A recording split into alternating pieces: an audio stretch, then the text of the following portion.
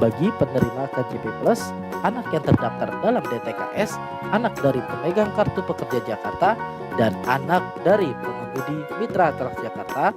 Cara seleksinya yaitu, sebelum kita lanjut videonya, ayo dukung terus channel ini dengan cara klik tombol subscribe dan tekan tombol lonceng. Serta jangan lupa like, share, and comment video-videonya. Ayo kita mulai. Let's go.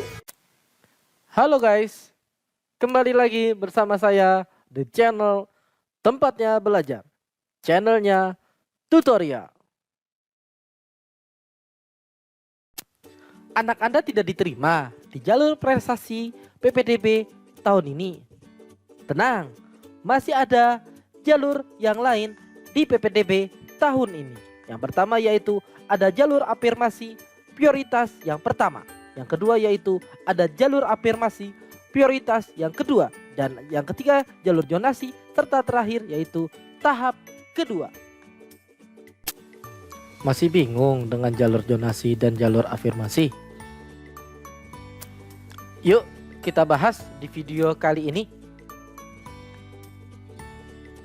Bagaimana sih persyaratan dan cara seleksi jalur zonasi dan jalur afirmasi? Sebelum kita bahas persyaratan dan cara seleksinya, mari kita ulas jadwalnya terlebih dahulu. Jadwal yang setelah jalur prestasi, yaitu yang pertama ada jalur afirmasi bagi anak asuh panti, penyandang disabilitas, dan anak para tenaga kesehatan yang telah meninggal dunia dalam penanganan COVID-19, serta anak penerima KJP Plus sekaligus penerima program Indonesia Pintar. Ini jadwalnya seperti ini.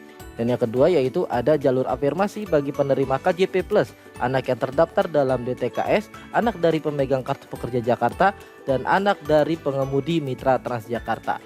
Jadwalnya seperti ini. Dan lanjut untuk yang ketiga yaitu ada jalur zonasi, jadwalnya seperti ini sampai lapor diri. Dan lanjut lagi untuk yang terakhir yaitu ada tahap kedua atau tahap bangku kosong, jadwalnya seperti ini. Cara seleksi di setiap jalur. Untuk jalur afirmasi bagi anak asuh panti, anak para tenaga kesehatan yang telah meninggal dunia dalam penanganan COVID-19, dan anak penerima KJP Plus sekaligus PIP, tidak ada penyeleksian. Untuk jalur afirmasi bagi anak inklusi, cara seleksinya yaitu yang pertama zona prioritas, akan saya bahas di video selanjutnya.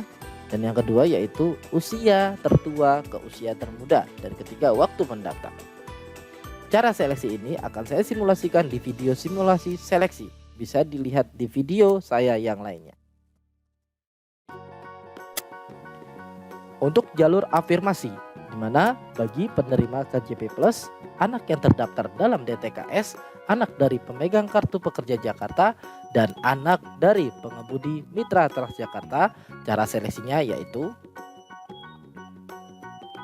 pertama, zona prioritas, akan dibahas di video selanjutnya. Yang kedua yaitu urutan pilihan sekolah, dan yang ketiga yaitu waktu mendaftar. Cara seleksi seperti ini akan saya simulasikan di video simulasi seleksi, bisa dilihat di video saya yang lain.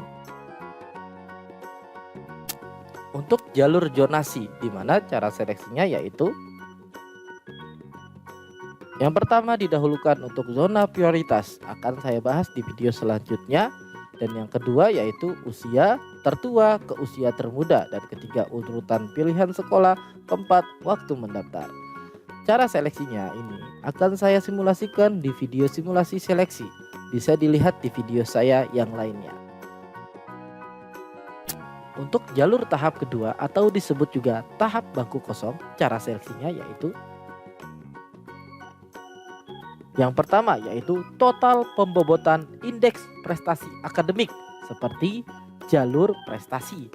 Dan yang kedua yaitu urutan pilihan sekolah, dan terakhir waktu mendaftar. Persyaratan di setiap jalur. Persyaratan khususnya bagi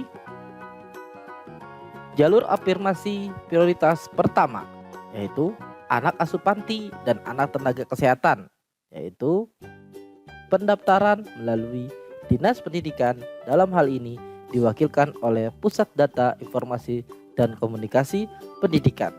Dan untuk anak pemegang KJP Plus sekaligus PIP harus terdaftar di sistem KJP Plus serta terdaftar di sistem PIP yaitu Si Pintar.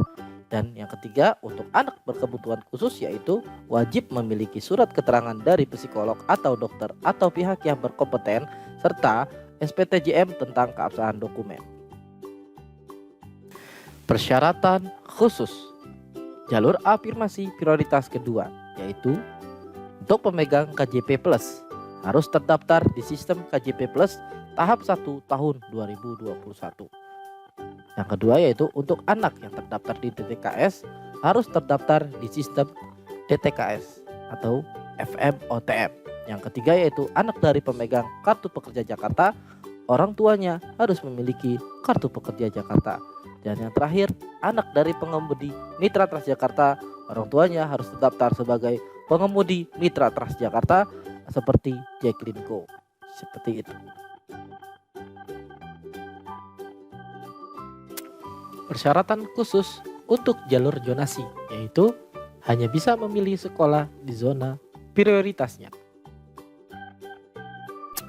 Persyaratan khusus untuk jalur tahap kedua yaitu tidak diterima pada seluruh jalur PPDB sebelum tahap kedua atau belum pernah mendaftar pada seluruh jalur PPDB sebelum tahap kedua. Ayo dukung terus channel ini dengan cara klik tombol subscribe dan tekan tombol lonceng. Serta jangan lupa like, share, and komen video-videonya.